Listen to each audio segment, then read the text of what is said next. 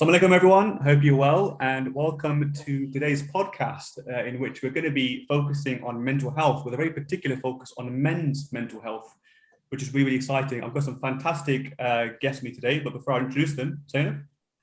Assalamu alaikum. My name is Zainab, and I am the Health and Wellbeing Representative at MKSI Leicester, and I'm joined by my husband, Mohammed Ali Haji. Thank you very much. Thank you. And over to our lovely guests to introduce yourselves, please. Assalamu alaikum. My name is Dr. Shabbir Tejani. I'm actually a partner at Ruby Road Medical Center. And I've been a GP now for about 5 years. Thank you very much.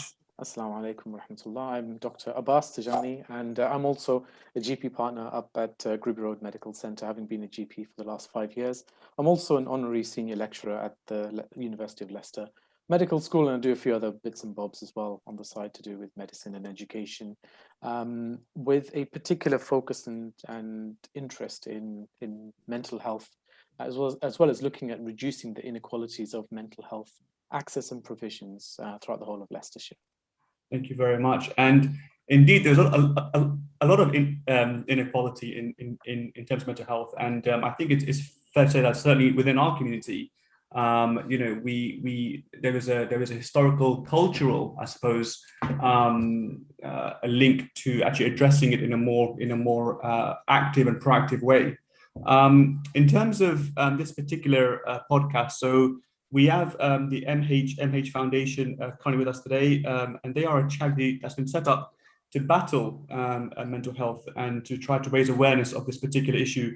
The money raised will be put towards helping members of the community with financial aid for therapy, counselling sessions, and to raise awareness of mental health. If you do want to contribute, you can find the link in the YouTube comment section below. So please do have a look at that when you do have a minute. Why we picked this topic. This was a topic that we felt was really important to cover. So last time, which I believe was 2 weeks ago, was an introduction to mental health and really just trying to introduce the subject. However, this time, by talking about men's mental health, we feel that it's a topic that we don't speak about enough at all. It's something that is really important that we try and break the ice, or at least have a crack at it anyway, and really give it a go and speak to our great panelists who should hopefully enlighten us with a little bit more information on men's mental health.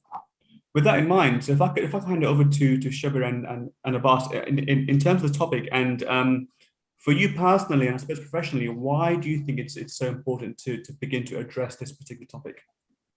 Yeah, I mean, there's two questions in my mind regarding this. Number one is, why men's mental health? And the second question is, why now?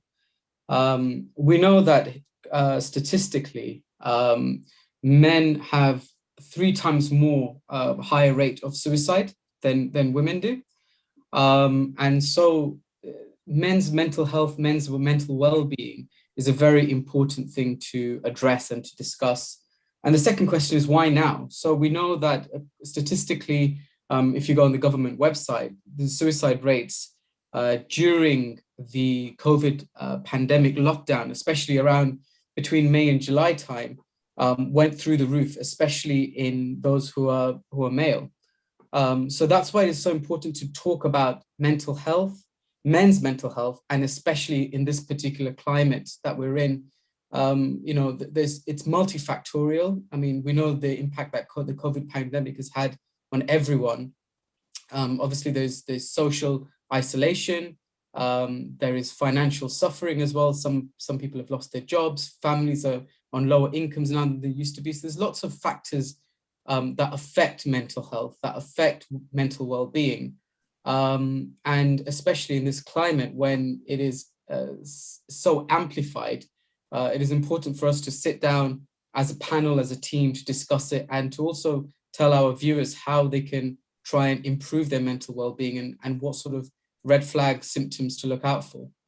I think probably, yeah, taking that one step further as well, I think perhaps looking at it through the lens and with a microscope, looking at our culture So just to put things into context for the listeners, mental health and people's presentations. So if we look at how many patients we would be seeing in an average GP clinic with mental health issues and concerns, before the pandemic, we were probably looking at maybe 1 in 4, 1 in 5 of our average GP consultation was to do with mental health. And today's clinic that I did earlier today, 3 in 4 patients were presenting with concerns with mental health or ongoing issues with mental health. And it shows how accelerated people's mental health, how accelerated the deterioration in people's mental health has become. Taking this one step further and looking at it through the lens of our community. So we have always historically been underrepresented when it comes to looking at mental health. So us within particularly the Muslim community have always tried to bury any mental health concerns, any mental health issues. And that's why I think the foundation have done such a fantastic job, because it could have been very easy to just bury the story. But in fact, what they wanted to do was use this as an opportunity to create a legacy around the situation, to actually bring it to people's attentions and say, actually, no, this is a very real thing. This is a very real issue that people within our community are feeling the burdens and the strains of mental health to such a degree that they take their own life. And this isn't the first time. This isn't even the 10th or 100th time that something like this has happened within our community, within the Muslim, the Shia, Ithna Ashari, and the Khoja community, if we look at it through the Khoja community. And I think there's a number of different facets here, and I don't want to take up too much time because I know we've also got another esteemed guest, Sheikh Nuru, who's also joined us, and I want to bring his thoughts and perceptions into it as well. But from my point of view, I think culturally, we need to address the issues there. We need to address and talk about how we can get men to open up.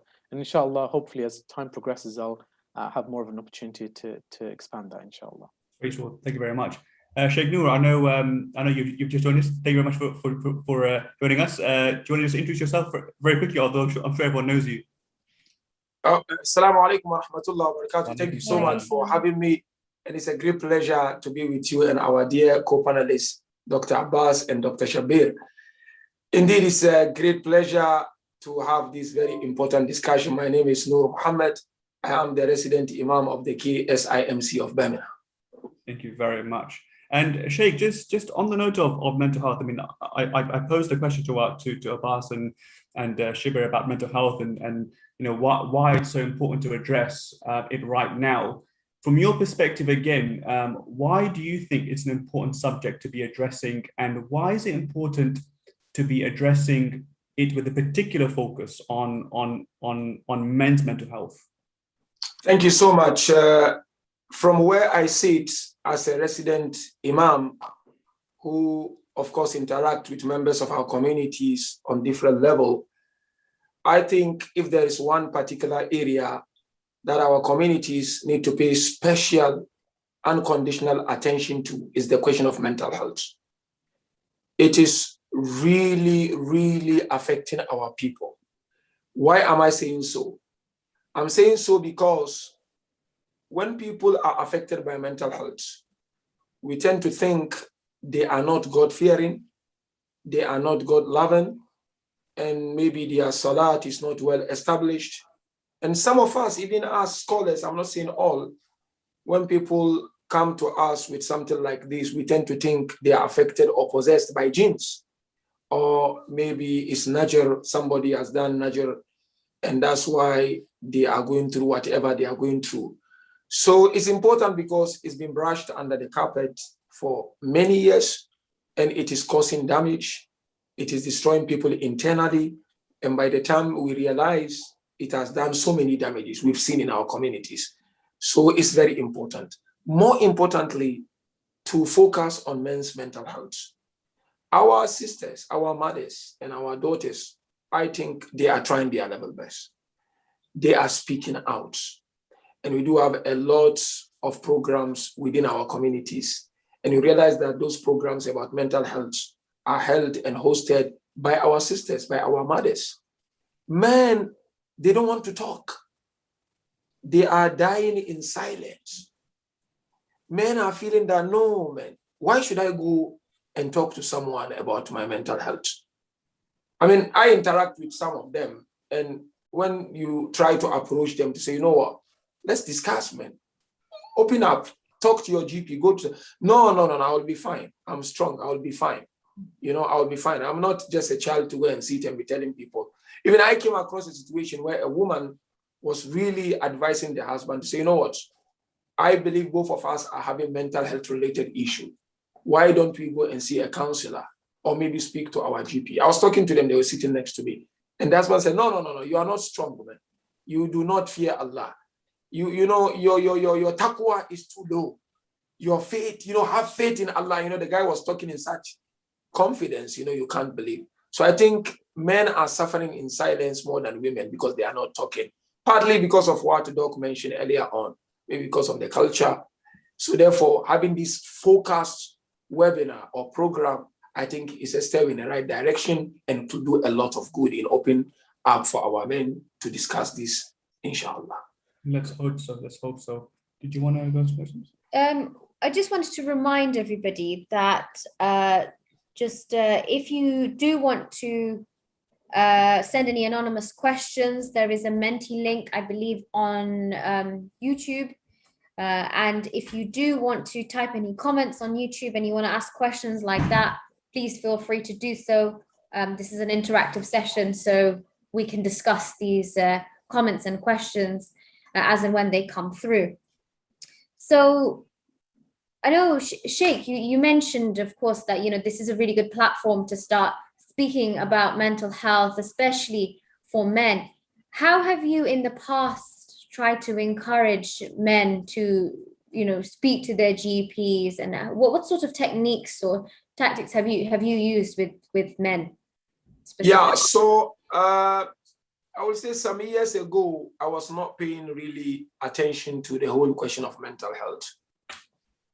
I knew something like that exists, but I thought it wasn't a big deal, until I started interacting with people, and in my own work also. Sometimes you get so exhausted and, you feel, what is going on, man? Maybe you are burnt out or something.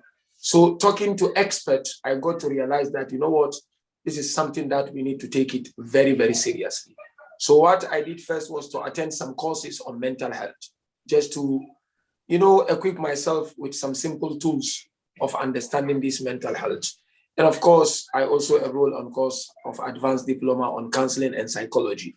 So through all these courses, I got to realize that, this is something very, very important and we need to speak about it. So my first strategy was to enroll on a course as a resident alim. Because people normally come to you, people call you, Sheikh, I need tawiz, I need a'mal, I need dua, I don't feel good.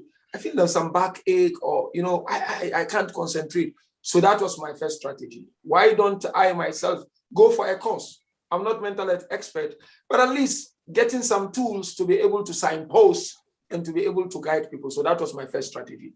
The second strategy was to really discuss with my community here to establish mental health subcommittee, which we have a mental health subcommittee in place here.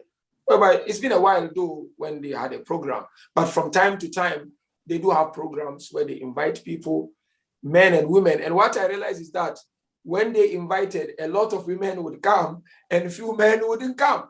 And sometimes I would ask the women, where are your men? They said, no, they said, we are representing them. When we go back home, we'll inform them. Yeah. So we had, that subcommittee, but women were coming more. So what I started doing was to preach it on my member.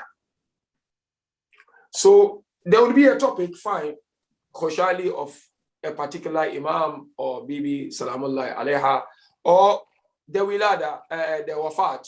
In between, I tried to put some messages when it comes to the importance of mental health and encouraging people that when you feel this, don't brush it under the carpet. You have to rush, talk to your GP or call someone and talk to that person. So that's the second strategy, using the member wisely to discuss it. The third strategy is to make the leadership of our community aware that we need to do something about this. The way we are particular about our physical health, we also need to be particular about our mental health. And I normally tell the leadership of the community, Islam discusses this. Islam talks about your spiritual component and your physical component. When it comes to your spiritual component, Islam talks of terminology such as hayatun tayyibah, for instance, such as sakina, for instance, such as patience, resilience. These are all topics relating to mental health. So talking to the leadership of the community to invite experts is also one technique that I use. And inshallah, I see now it is happening. But of course, with men, I think we need to do more. One other technique which I normally use is informal technique. Informal, but of course now because of the lockdown, it's very difficult. So the informal technique is that, when the programs are over in the mosque, you've got this informal meeting, you're meeting people, you're greeting people. That's when you get to know what people are really going through, seriously. We'll sit with somebody. So I would sit after the program, people will come one after the other to talk to me. 10 minutes, 15 minutes.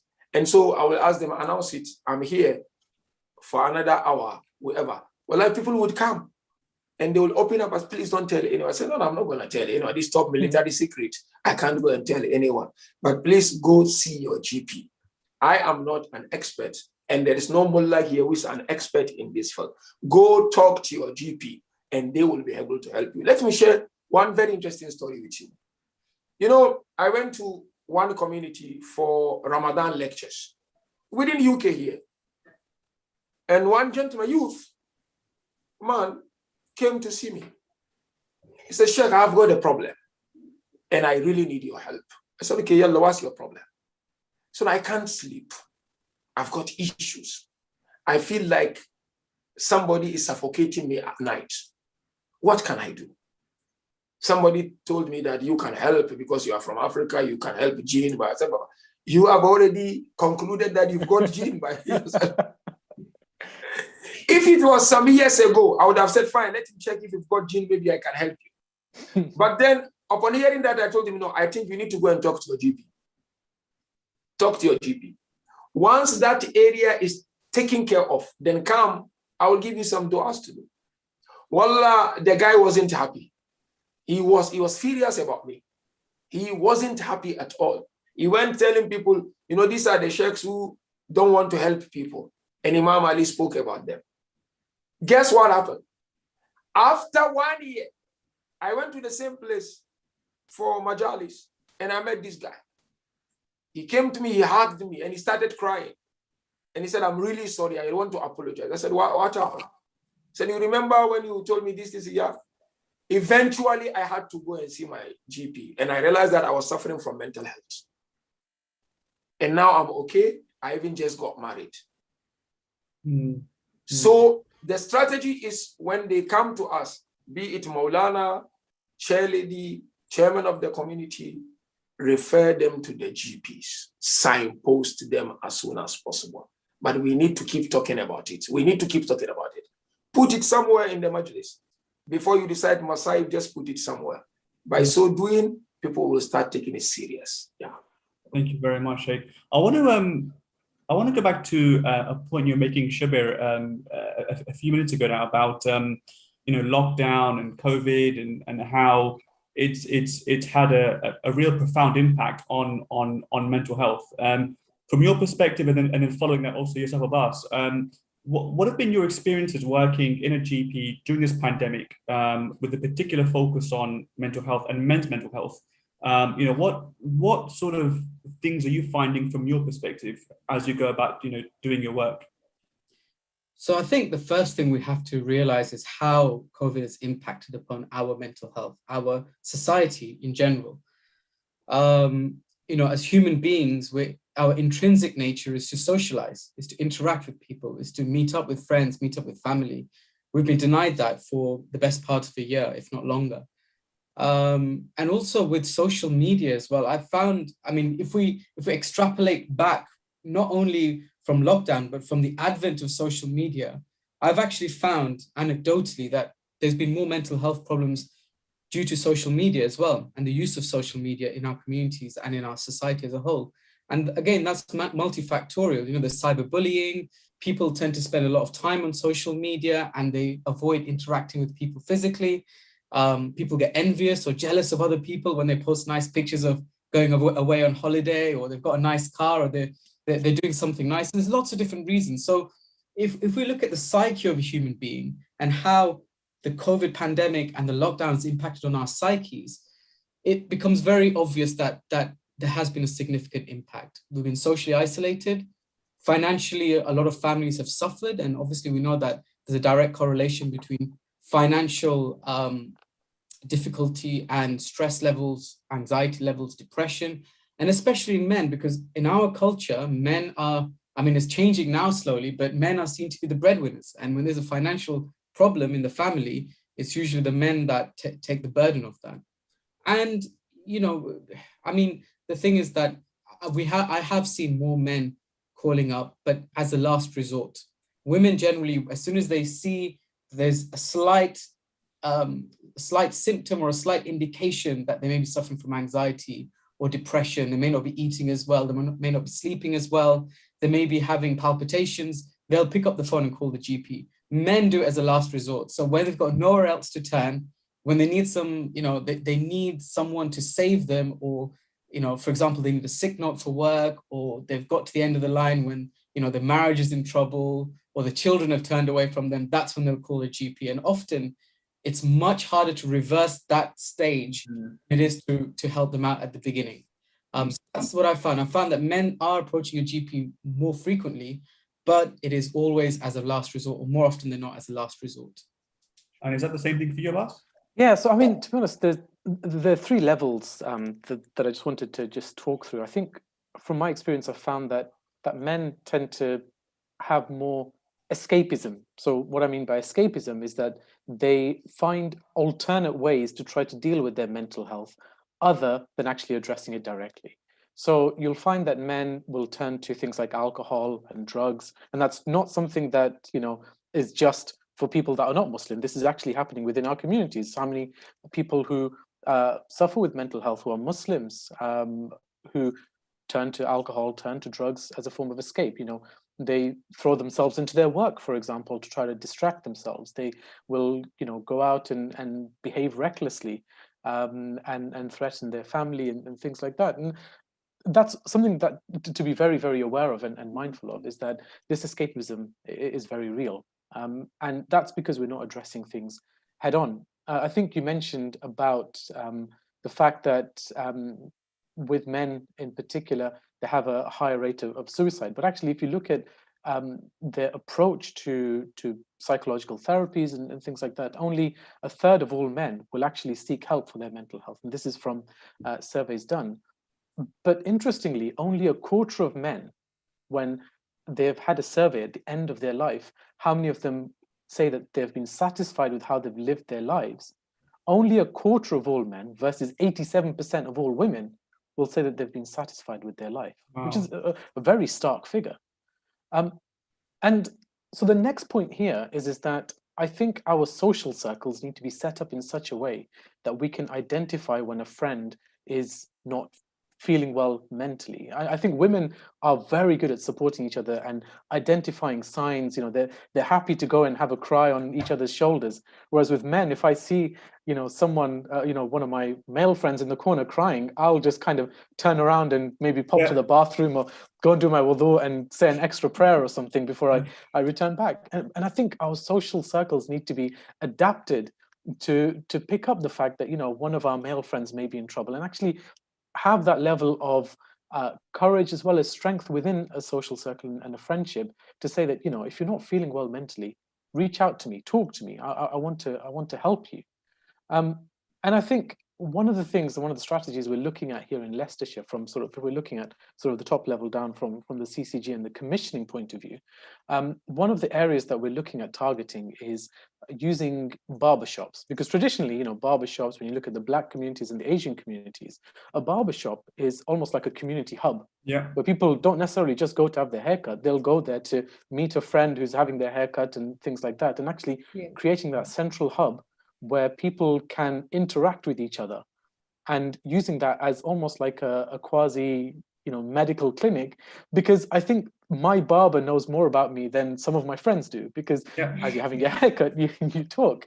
And I think using systems like that, where we can find people who are in a position that interact with people on an informal basis, on a regular basis, finding people like that, and maybe within our community, and using them as pillars to help with the signposting back to the GP, I think is fundamental. That's really useful. That's really interesting. I've written quite a few points here just to come back to. Before we do touch on them though, we've had a couple of questions come through. I will start with the first one, probably directed at you, Sheikh. Salams, thank you all. How do we change this view of jinns when someone clearly has a mental or physical issue? I've spoken to educated members of our community who believe in jinns rather than illness.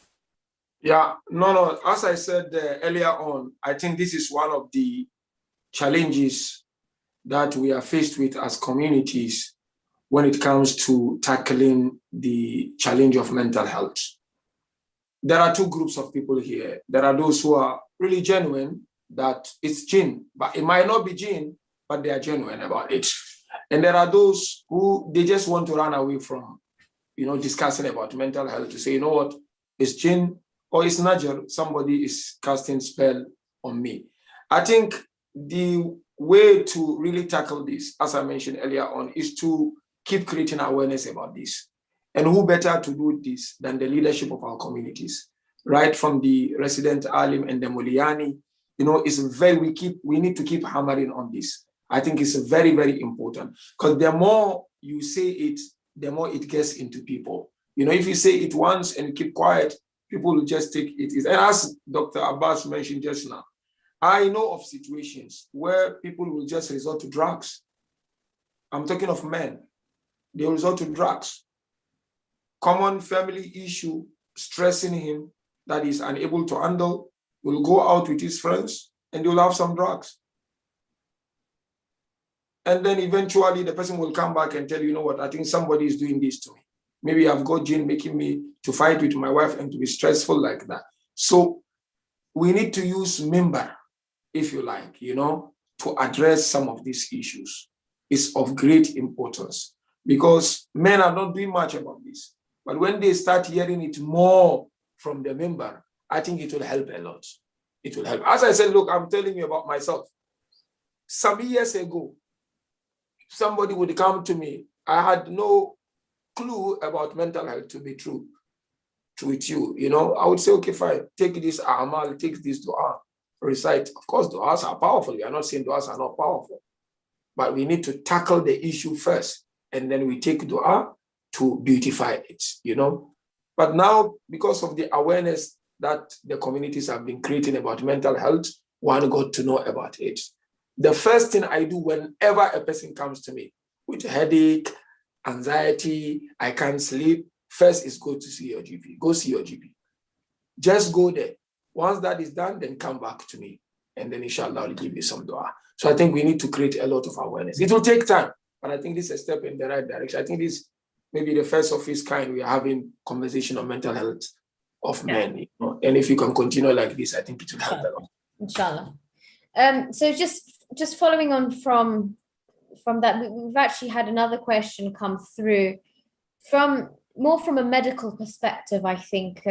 How or what advice, what sort of techniques have you come across, Brother Abbas and Brother Shabbir, on how to overcome suicidal thoughts?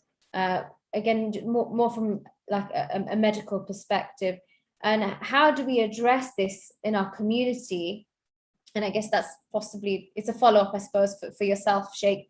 How do we address, I guess, suicidal thoughts in our community with sometimes, I suppose, closed-minded people who think of this topic as taboo?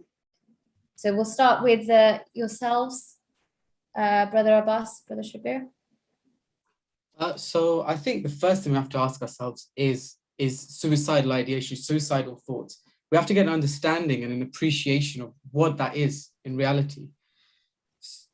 It is not normal for a human being, for an individual, to have suicidal thoughts. Okay, we are as human beings, we're intrinsically designed to survive. That's our first basic nature, if we want to live, we want to survive, then you have to think about, why do these people actually have these suicidal thoughts? Because they must get to such a point where they don't see the point of continuing their life. In general practice, we call genuine suicidal ideation a mental health crisis. And it genuinely is a mental health crisis. We know these patients, these people who are suffering from such severe mental health that they feel that they no longer can go on living, need urgent intervention. So the first thing I would urge anyone who's watching this, anyone who may have friends, family, who do have suicidal thoughts, is get in touch with your GP, because these thoughts don't just go away by themselves. You need professional help. And even as general practitioners, we may not have the answers, but we can get the right people involved for you. But if you don't approach us, if you don't seek help, don't seek advice, those thoughts will not go away. They'll just get worse. So, like I said, mental health crisis, suicidal ideation, suicidal thoughts are the severe end of the spectrum with mental health. And we need to address it. We need, in our communities, as Sheikh very eloquently said, from the mimbar, we need to make people aware that this is not a joke. This is, you don't play around with this. You have to take it very, very seriously. Yeah, and I think that begins with normalizing it as well, as Sheikh said, normalizing it from the mimbar. And, this is not a taboo. This is not something that needs to be buried. This is something we need to talk about in the open. And I want to take a couple of steps backwards from suicide, because I think you've covered that. How do you recognize that someone is suffering with depression or anxiety? And so some of the core features we look for in general practice in our GP setting is things like low mood. So does someone identify that their mood is low? Are they tearful? What is their motivation like? Have they lost the motivation to, get up and go in the morning? Something called anhedonia. Do they still have interest and pleasure in doing the things that they used to enjoy, their hobbies, or have they lost interest in that? What's their sleep like? Is it broken? Are they not sleeping? Are they oversleeping? What's their appetite like? Are they not eating? Are they overeating? And these are some of the core features we look at. And when there is imbalance in any of these, it points us in the direction that they'll be suffering with anxiety or depression. And with men, it's interesting, actually, if you look at the statistics, women fit very nicely into this category, whereas men's responses to this are slightly different. So some of the additional symptoms I ask for in men is any lability in their sort of anger. Do they suddenly, break out in anger? Are they more aggressive? Are they more impulsive? Or are they, behaving in a way that is out of keeping with what their normal behavior was like a year ago or 2 years ago? And are they behaving in a way that's irrational? So something that's out of keeping of their family unit and from people's understanding of them. So for men, alongside the core features of depression, they also have the features of increased aggression, sudden changes in mood, which are difficult to predict. And these are just some of the signs that if any of our sisters are listening and they identify someone in the family who's male, may potentially be suffering with some of these symptoms, I'd urge you to go and see your GP. There's nothing to be shy about. I mean, as I said, 3 out of every 4 consultations at the moment that I'm doing are around mental health. So this is not something that is, unnatural for us. This is something that we see frequently, day in, day out. And the sooner you seek help, the less likely you are to progress to such a situation where you reach crisis point, because suicide is entirely preventable. And that's the reason why suicide is taken so seriously in this country, is because it's entirely preventable if we can put the steps in early enough. So I know we've mentioned seeing your GP, but would either of you just be able to give us a little bit more detail on what someone can expect? So they've picked up the phone and they've arranged an appointment. What can they expect when coming to the GP? Do you want me to take this one, Abbas? Yeah, please. Okay. So there, in this country with the NHS, we often complain about not having access to general practitioners, not having access to clinicians. When we call the GP, sometimes we're asked to wait 2 weeks for an appointment. However, every single practice around the country has an on-call GP, and the role of the on-call GP is to deal with urgent or emergency problems that come through. And depression with suicidal ideation is considered an urgent medical problem. So if you pick up the phone to speak to your GP, you get through to a receptionist. It is very important to identify to them that you have, or whoever, whether it's yourself or a relative or someone who lives with you or a friend, has got suicidal ideation, because as soon as you mention that, they should put you through to the on-call GP, who may not call you back immediately, but will call you back or review your situation at some point during the day. If, however, you feel that the suicidal thoughts are too strong, so we have something called a crisis resolution team, which is a mental health team that will see you within usually 48 hours. So they'll give you a call on the same day, and then usually they'll follow you up within 2 days. However, there are some people who have an imminent risk of suicide. So they may be thinking of taking an overdose or whatever it is, whatever the intention is. If it's an imminent risk, then I would recommend, and for everyone watching at home who may be in this situation, take yourself or take your loved one down to A&E. Every single A&E department around the country has got an in-house crisis team, an in-house mental health crisis team. So the way I normally, as a GP, triage it is that if the patient has got suicidal ideation, but they can keep themselves safe, by safe, I mean with a loved one or around people who can prevent them from doing anything to themselves for a couple of days, then I would normally refer them to a crisis team. If, however, they say that the risk is imminent and we need emergency help, we need help here and now, it's either a 999 call or, go down to A&E and you'll see the crisis team there within 4 or 6 hours, depending on how long the wait is. Wow, that's really interesting. I think you never think that going to A&E, you can go to A&E for something like this. I know I would have never thought of that. You'd normally go in and see people with broken arms or broken legs. You'd never think that this is. Yeah, absolutely. And this is even more dangerous than broken arms and broken legs, because this is where someone's life is at risk. I think it's interesting because I know.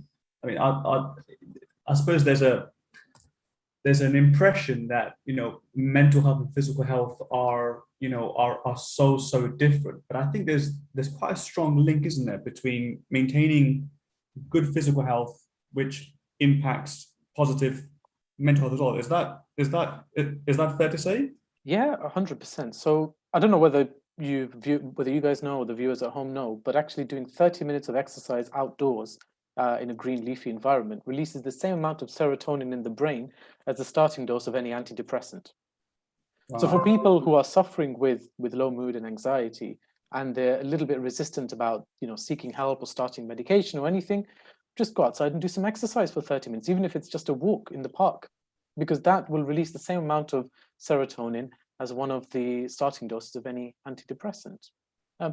And we know that also, just going back on a point that my brother mentioned that I was thinking about talking about half an hour ago, but I forgot, which is I've now remembered, is the way our culture with movies and magazines is centered around changing people's body image. And this is, for females as well as males. I mean, we have these people who are, spend their whole life just getting fit so that they can come and star in a movie. And we build our whole perception about what a man should be around those particular images that we see. And so what we need to do is to try to break out that mindset, to try to stop being like people that we see, but also recognizing the fact that actually, if we do exercise, it will help tone our bodies and it'll help us feel better about ourselves, and we'll be a lot happier in our own body image. And obviously eating healthily, eating the right foods also plays a big role in mental health. And you'd be surprised how much having, there's studies done about someone who had a balanced diet, someone who had just a fat-rich diet for a period of a month, and comparing the mental health outcomes in both groups of people, and the results were quite staggering.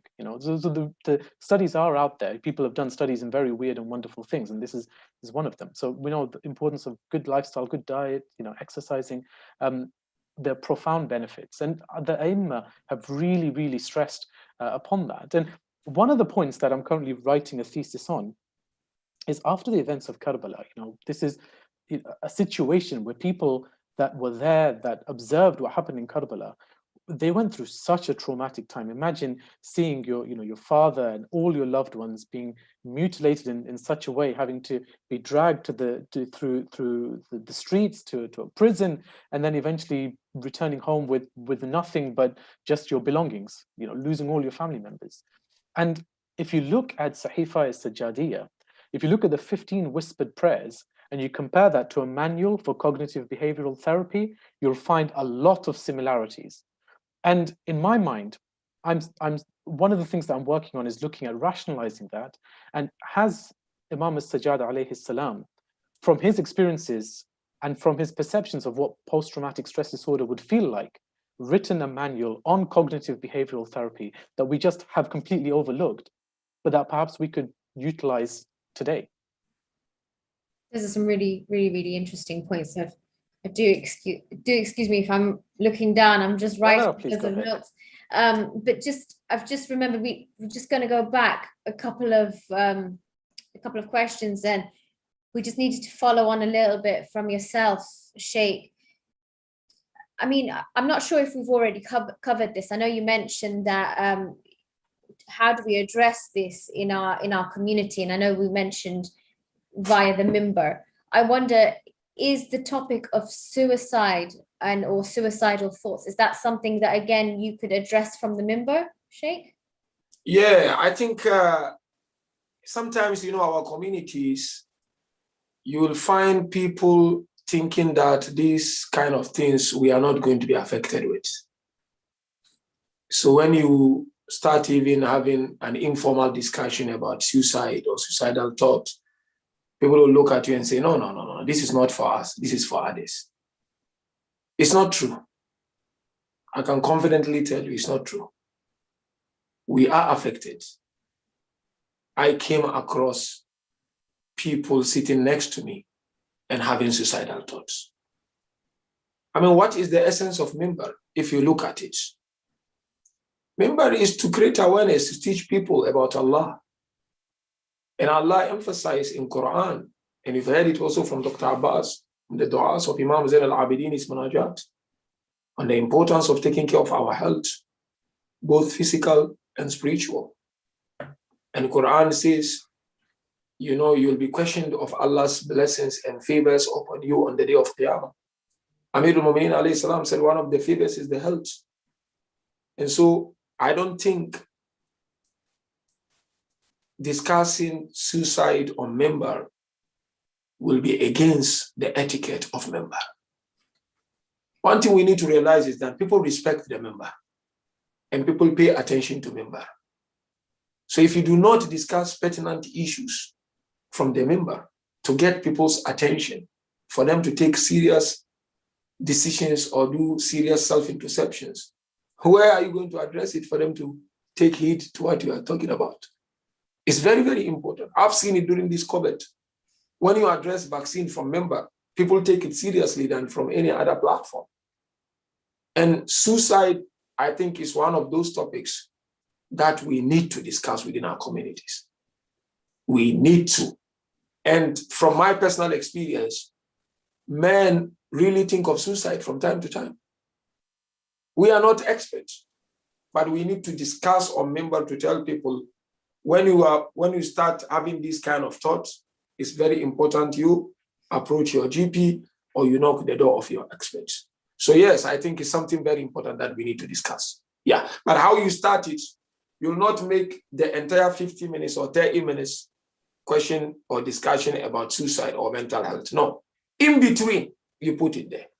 As you are having your discussion, you put it in and use some of these great teachings of Ahlul Bayt to support your argument.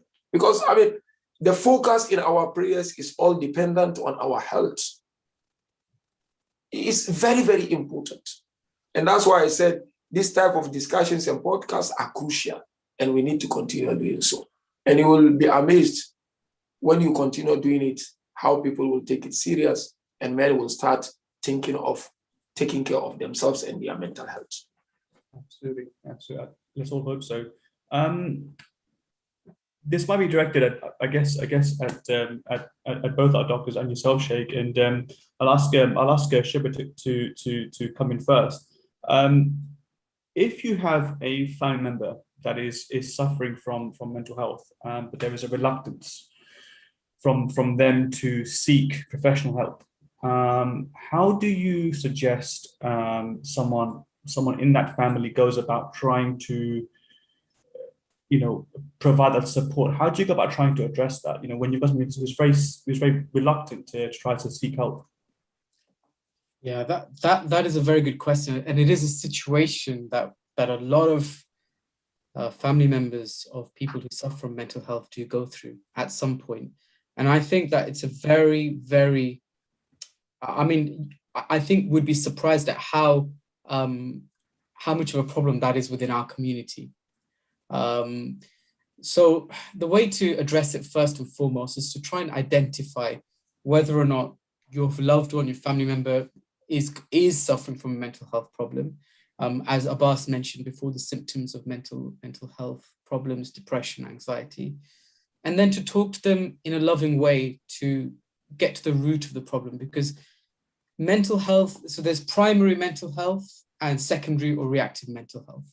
And by that, what I mean is, and we'll start with reactive mental health or reactive depression. Reactive depression is, for example, if I have lost, God forbid, if I've lost a loved one, or if I've lost my job, or if I'm going through some life crisis, and as a result of that, I'm suffering in my mental health.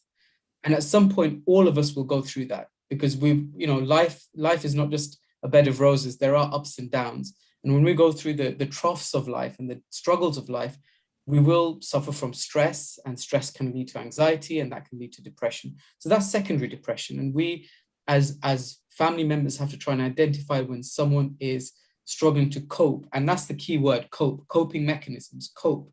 We all go through problems in life, but we have our individual ways of coping with those problems. So identify your loved ones who are going through a difficult time, try and find the triggers to them, and try and see how they're coping with it.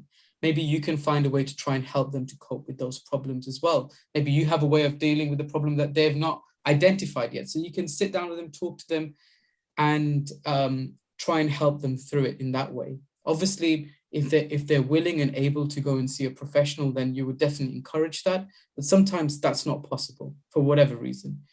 And then we get to primary depression. Primary depression is much harder to manage, because that's something that is built into a person's psyche and the way they're designed. All of us have a certain personality. Some of us are more warriors than others. Some of us are more free-spirited than others. It's the way we design. It's the way we grow up.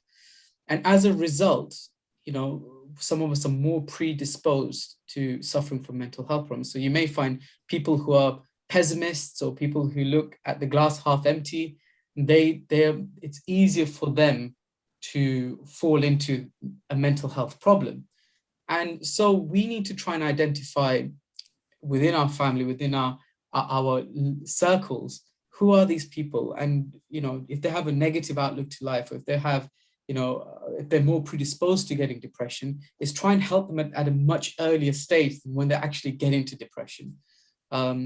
Provide the support for them, provide the love for them, because at the end of the day, we have this, I don't know, those of you who've done psychology will have heard of Maslow's hierarchy.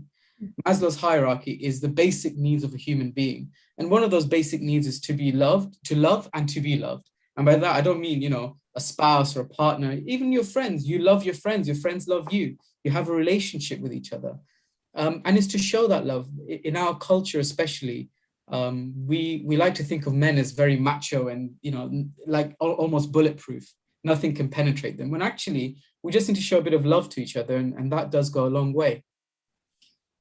Just curious, you've mentioned love and quite a lot of different techniques and in ways of encouraging. Is there anything specific for men that you would say, certain techniques or words that people could use to encourage men specifically to seek professional help? So it's very important to understand what makes the individual tick. So I don't know if any of you watch football, or any of you are interested. You'll find certain players that need an arm around the shoulder. Someone who's not performing very well, they'll actually need someone to sit down with them and to encourage them, and other people actually do need to be dealt with in a slightly more aggressive way. I wouldn't say aggressive as in shout at them, but some people are more receptive to being tough love. Being more upfront and honest. So I think you have to understand what makes the person tick, how they function, and if your friend or your family member is someone that does need an arm around them, give them that. Give them the love, give them the attention, talk to them, try and, weed out and probe into what is causing them to feel in that way. And then that will go a long way. One of the techniques that one of my patients once used, which I thought was fantastic. So she was a lady, she was worried about her husband. Husband was one of these very macho people, wouldn't want to admit that he's got a problem. So what she did was, on her phone, she sat down one day when he was out at work and she recorded a video and said, look, husband, I'm very worried about you. I can't tell you this in person because I don't want you to get upset and I don't want to hurt your feelings. But equally, I can't let you continue the way you are because you're going to hurt yourself eventually. And this is what I'm worried about. I've made an appointment for you in a week's time with your GP. Please watch this video. Please take my concerns on board and please attend your GP appointment. And he turned up and he was like, you know what? I hadn't even thought about it. And had my wife told me in person, I wouldn't have responded well to it. But actually sitting down and watching this video when I had a bit of time really resonated with me. And then we got him on some treatment, and 6 months later he was off treatment and was absolutely fine and saved the marriage as well. So, there are interesting techniques that people can employ to try to encourage their spouses or their brothers or their sons to seek help. Now, one of the things I wanted to highlight is that in Leicester, we now have a self-referral system where men, women can refer themselves for talking therapies, cognitive behavioral therapy, group therapy, whatever it is. And it's called Vita Health, so VITA Health. And if you just Google that, Vita Health Leicester, it's now our NHS service. There's also 2 charities as well that people can look up. So Mind UK and Anxiety UK. These are 2 charities that exist, and they support people with self-guided CBT. So they'll give you various techniques on how to do CBT yourself to try to help with how you're feeling. And so these are very easy resources people can have access to as they're sitting down for 10 minutes one day and just work through. Do you want to ask Sheikh the same question? Yes, Sheikh, yes. I mean, from your perspective, I mean, any sort of advice for anyone who has a family member who might be suffering from mental health, and from your perspective, what you think could be done to encourage them to seek? Yeah, I think in addition to what the 2 doctors have just said, it's important as Muslims to realize those beautiful teachings of Quran and Ahlul Bayt. Quran says, "Ta'awanu 'ala al-birri wat-taqwa, wa la ta'awanu 'ala al-ithmi wal-'udwan." Assist each other when it comes to righteousness, when it comes to doing goodness. It's very, very important. You as a family member, realize that one family member is struggling. The person may not be doing anything because of ignorance or not because of not wanting others to know what he or she is going through. I think it's important for that family member to find ways and means of helping that person. It is the calling of Islam. It is the calling of Ahlul Bayt, alayhimus salatu wassalam. Imam Amir al-Mu'mineen alayhi salam mentioned that may Allah blesses a servant who borrows his mind for the benefit of others. That person is struggling. Why do you want to leave the person? Find ways and means. So there are different ways of doing it from my perspective. One, you can approach the person directly and speak to the person. In most cases, if they are men, they will shut you down. Not all, but they will shut you down.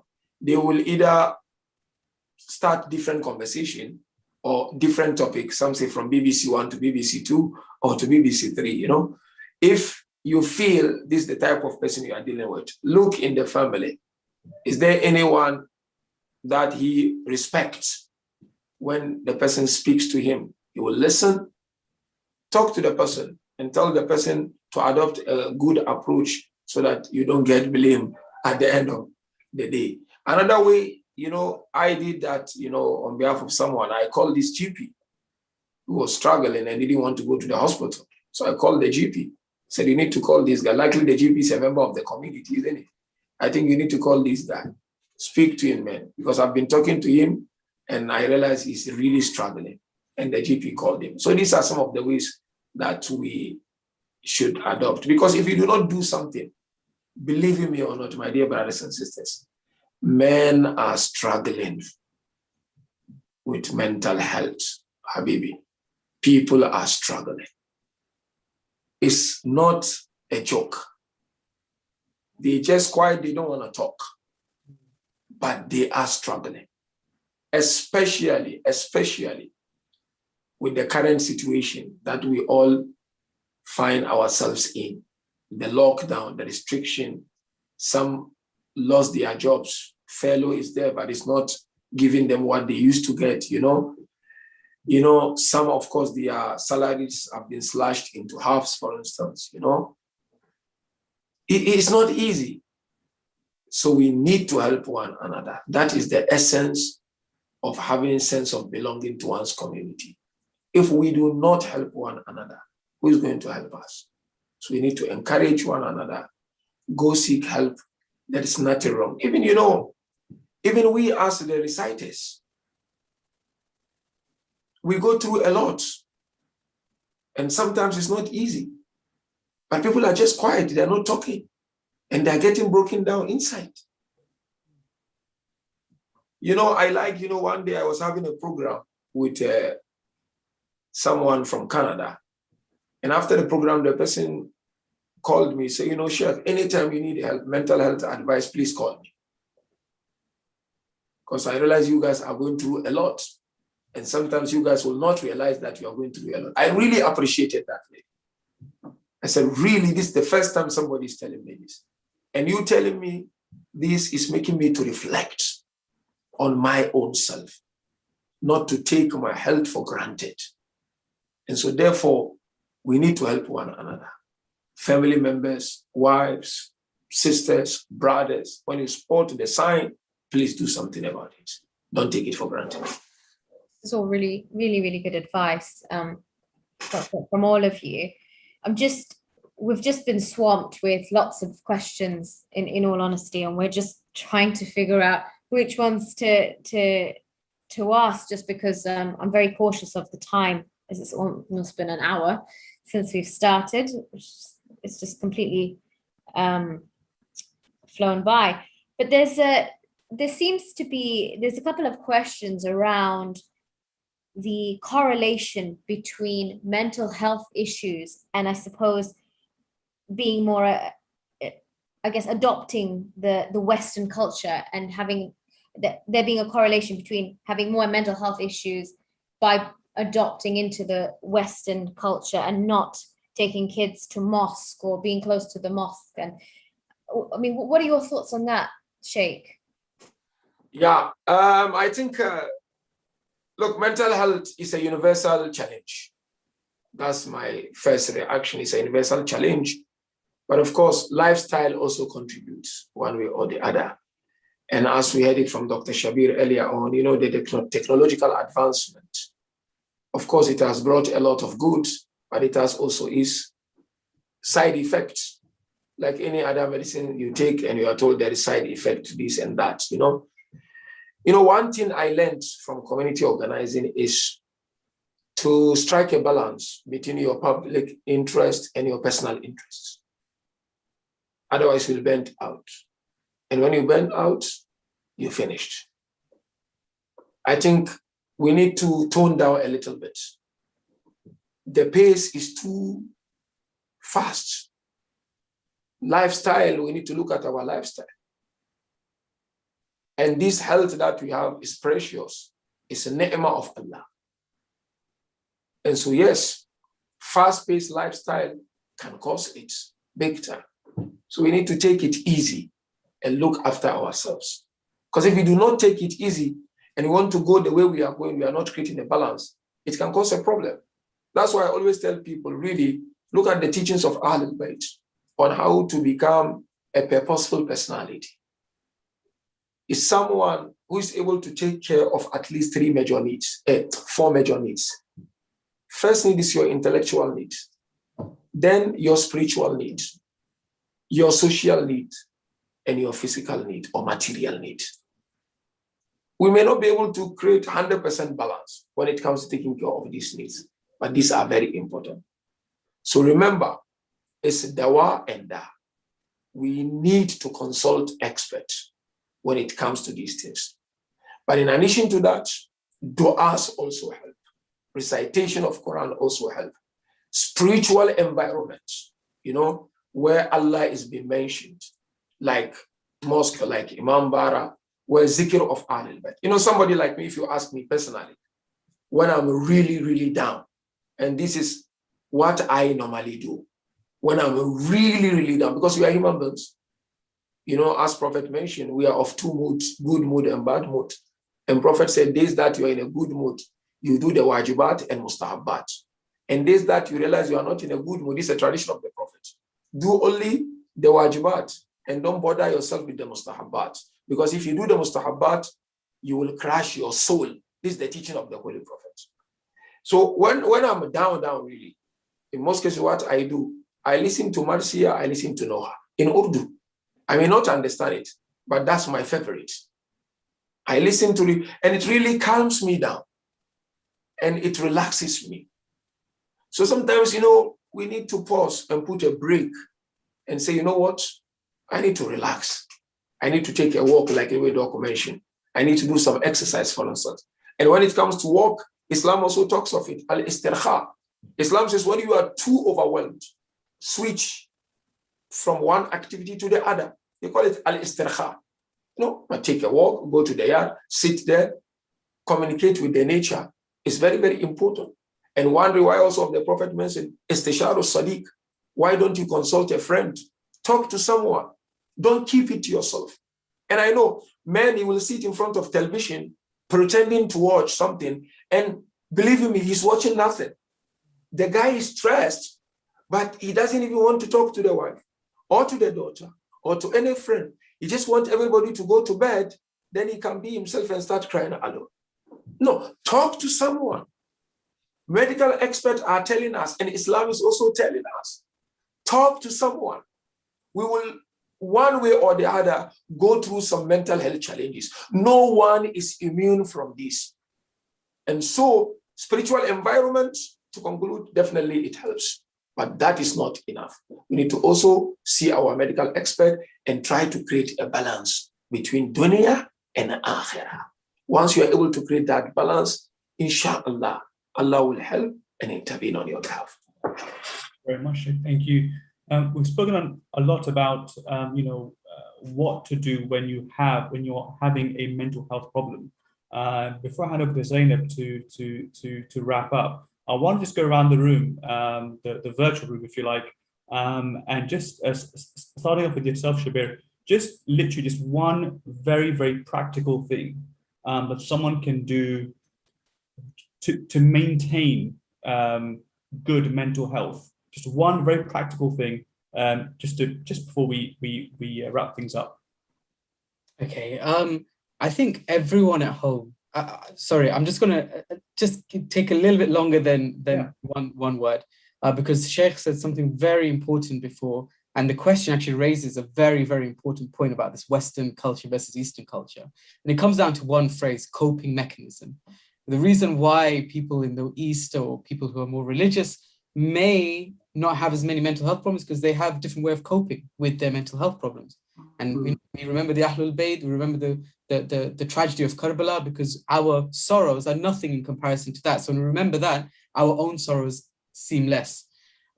So the one thing I would ask all of the viewers to do is to read about coping mechanisms and learn how you cope and how you can improve your own coping mechanisms whenever you find times of trouble or difficulty.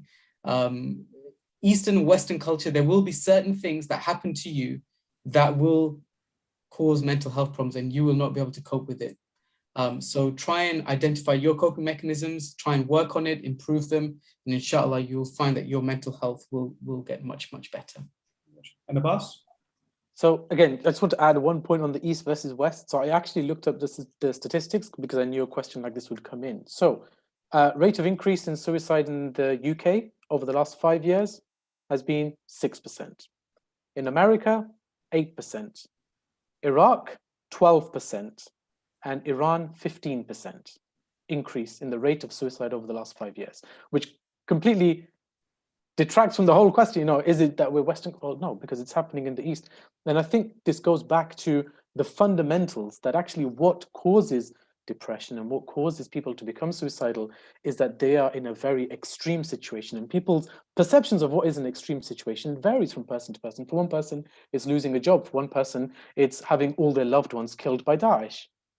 But everyone's situation leads them to such a situation where their mental health deteriorates to such an extent. From my point of view, I think, and the lesson that I would probably advise people to pay heed to is directly taken from something that a Christian friend once told me, that I'm very jealous of you Muslims because you have 5 opportunities a day where you can completely zone out and just focus on your internal self-reflection. Make the most of those opportunities where you're communicating with Allah subhanahu wa ta'ala.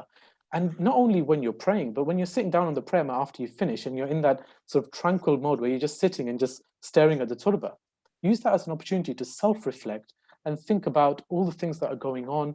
Practice some breathing exercises, whether it's through tasbih or just closing your eyes and taking deep breaths and working through some mindfulness exercises to try to help reset what's going on and taking yourself away from all the other distractions that are out there. You know, the kids may be screaming, but you've got that 5 minutes of prayer to yourself where the kids know not to disturb you, where the TV is off, where you know the football is paused for a second, where your phone is on silent. You've got those 5 minutes just to yourself to concentrate and use that time. Stop, you know, move all the distractions out of your mind and just focus on the prayer. And you'll find, subhanAllah, that your headspace, your awareness of when you're feeling down and when you're feeling happy will enliven and grow. So powerful, so powerful. And Sheikh, yourself? Lastly, of course, is to thank the organizers of this open discussion on men's mental health. And I hope and pray this is a step in the right direction, and more of this will be organized, inshallah, will be seen by the members of our community. What I would like to say to my dear brothers, the men, the fathers, you know, your health is very important. You depend on your health and your family members depend on your health. Mental health will not break you down overnight. But if you sit with it for long without really seeking help and getting those coping mechanisms, which Doc mentioned earlier on, it can break you overnight, Habibi. So please, please, please, please, please, let not this be one of those talking points. Should be something we take on board and work on it. Seek professional advices. There is nothing wrong. You know, sickness is not a bad thing, really. It's not something bad. We are all human beings. We go through it day and night. So please, when you do not feel good, you feel so moody, talk to someone. If no one at all, I'm sure you can pick up your phone and call your GP or write to your GP. Today you can write to them. There are these apps there with the NHS you can write and find some help. So please, please, please, my dear brothers and sisters, we are together in this. Don't suffer alone in silence. Do not suffer alone. Do not suffer alone. Otherwise, you will make a lot of people to cry. Please, please, please, please, don't suffer alone. There is nothing to be shy about when you go out seeking for a help. I cannot overemphasize on the importance of this. We see our brothers breaking down because of mental health. Mental health is causing divorces. It's causing people to go into drugs. It's causing some to go into alcohol. Please, there are help and support out there. Look for it, and the helps will be there for you, inshallah. Thank you very much. That's really valuable.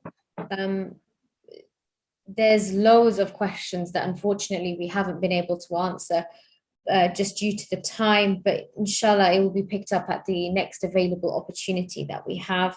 I just want to reiterate some of the stats that we spoke about and perhaps a couple of new ones that globally on average, 1 man dies by suicide every minute of every day. 40% of men won't talk about their mental health, and men are 3 times more likely as women to become dependent on alcohol. I just want to also remind everybody that the Mukhtar Huda Just Giving page is still open for any donations. And we will also write up some of the places where people can go in the event that they are struggling with mental health. I think the most important one, as we've reiterated multiple times through this conversation, is your going to your GP. But in the YouTube comments, we will also point out a few more. I just want to say thank you to our panelists, and thank you to you all for listening. And inshallah, we will speak to you all soon and continue this conversation of mental health. Thank you very much.